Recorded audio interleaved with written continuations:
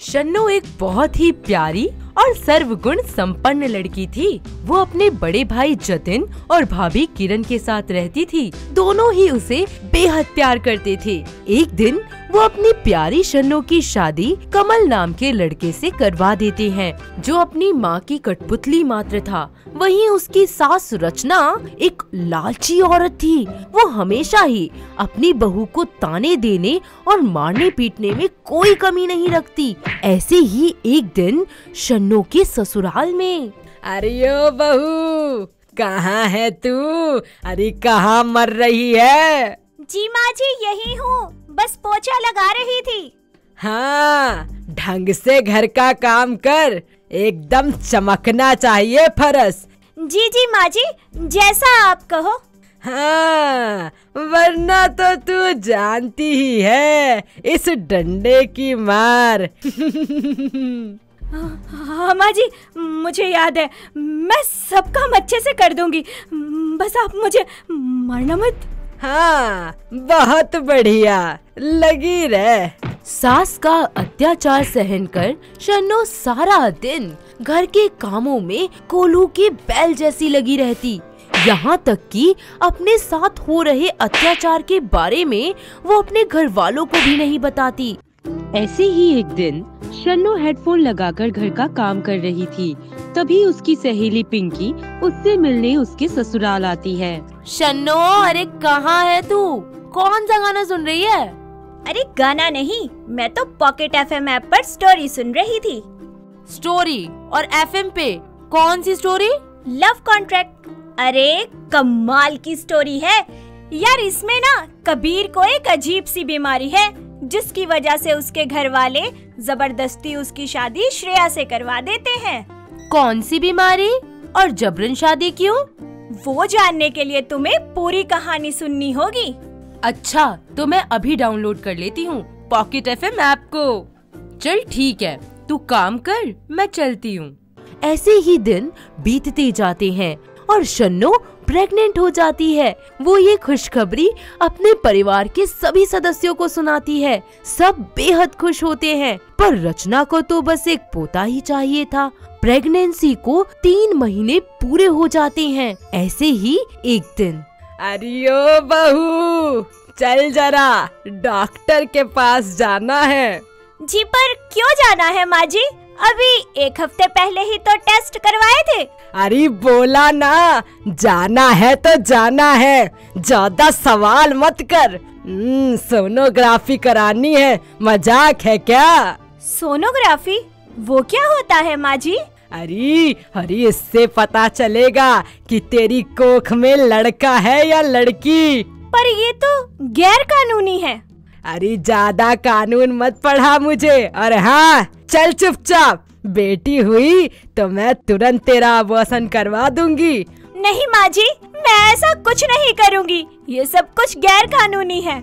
ज्यादा मत बोल, समझी? जो कहती हूँ वो कर। माँ जी, अगर बेटी हो जाएगी तो क्या गुनाह हो जाएगा? अरे बेटी होगी तो उसकी शादी में दहेज देना पड़ेगा। पोता होगा तो दहेज आएगा। पोती थोड़ी ना मेरे वंश को आगे लेके जाएगी, पोता लेके जाएगा। हाँ। रचना अपनी बहू को जबरदस्ती डॉक्टर के पास ले जाकर गैर कानूनन तरीके से उसके गर्भ में पल रहे बच्चे की लिंग जांच करवाती है। सोनोग्राफी रिपोर्ट्स में पता चलता है कि शन्नो के गर्भ में बेटी है। जैसे ही ये खबर उसकी सास को पता चलती है, वो उसका अबॉर्शन करवा देती है। ऐसा एक बार नहीं बल्कि 3 बार होता है। वक्त बीतता जाता है। शन्नो 4थी बार प्रेग्नेंट होती है।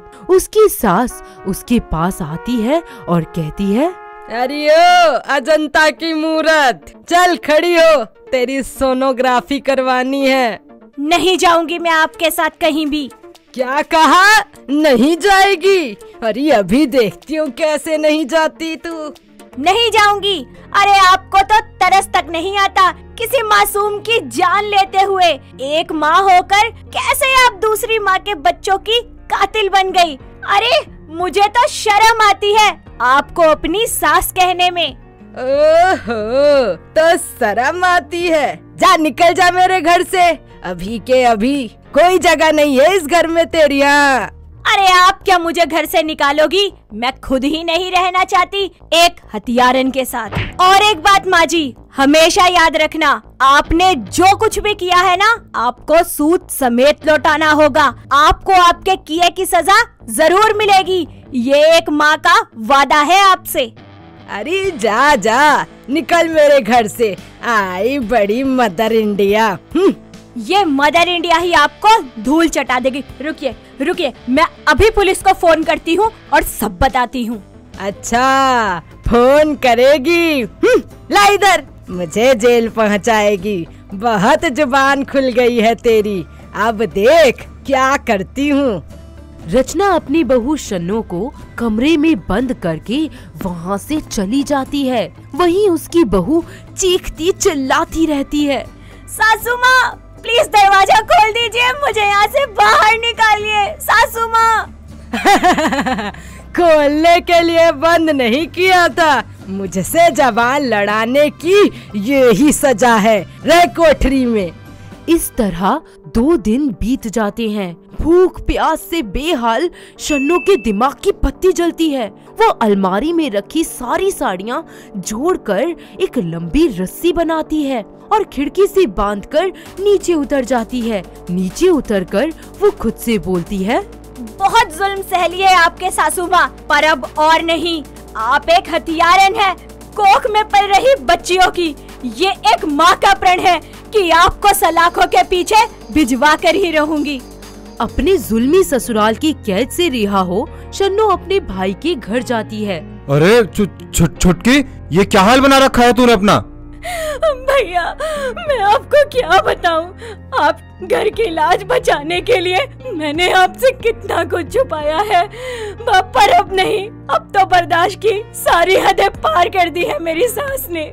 इस तरह शन्नो अपने भैया भाभी को अपनी आप बीती सुनाती है। अपनी बहन की दुख भरी दास्तां सुनकर भाई की आंखें भर जाती हैं। देखिए फिर क्या कहता है जतिन। बहन तेरे साथ इतना कुछ हो गया और तू सहती रही, तूने कुछ बताया क्यों नहीं? दीदी आप तो इतनी समझदार हैं, आपने ऐसा क्यों किया? इतनी देर क्यों लगाई आपने हम सबको बताने में? नहीं भाभी, मैं बस डरती थी कि मेरी वजह से कहीं घर की शांति भंग न हो जाए, इसलिए मैंने कभी कोई शिकायत नहीं की। अरे पागल हो गई है क्या तू? तू मेरी बेटी जैसी है। लेकिन अब तू चिंता मत कर, मैं तेरे साथ हूँ। और तेरे ससुराल वालों को छठी का दूध याद ना दिला दिया ना, तो मेरा नाम भी जतिन नहीं। हाँ दीदी, हम सब आपके साथ हैं। सब ठीक हो जाएगा, अब तेरा भाई तेरे साथ है। इस तरह जतिन अपनी बहन शन्नो के ससुराल वालों पर कोर्ट में केस दर्ज करवाता है। कोर्ट धारा 313, 14, 16, 17, 18 के तहत मुकदमा दायर कर बिना मां की सहमति के उसका गर्भपात कराने, अजन्मे बच्चे की हत्या करने, गैर कानूनन तरीके से गर्भ नष्ट करने के अपराध में उसकी सास रचना को 7 साल की सजा सुना देती है। साथ ही गैर कानूनन धंधा कर रहे डॉक्टर को भी अपने पेशे से हाथ धोना पड़ता है। इस तरह अपनी सभी परेशानियों को पार करने के बाद शन्नो एक प्यारी सी बेटी को जन्म देती है और अपने भाई के साथ खुशी खुशी रहने लगती है। पॉकेट FM ऐप, जिसका लिंक डिस्क्रिप्शन में दे रखा है, मैंने तो डाउनलोड कर लिया, क्या आपने किया? अगर नहीं तो जल्दी करिए। फिलहाल मैं तो चली पॉकेट FM पे कहानियाँ सुनने। अगर आपको ये वीडियो पसंद आया हो तो इसे लाइक कीजिए, चैनल सब्सक्राइब कीजिए और कमेंट करके बताइए कि भविष्य में आप कौन सी कहानी देखना पसंद करेंगे।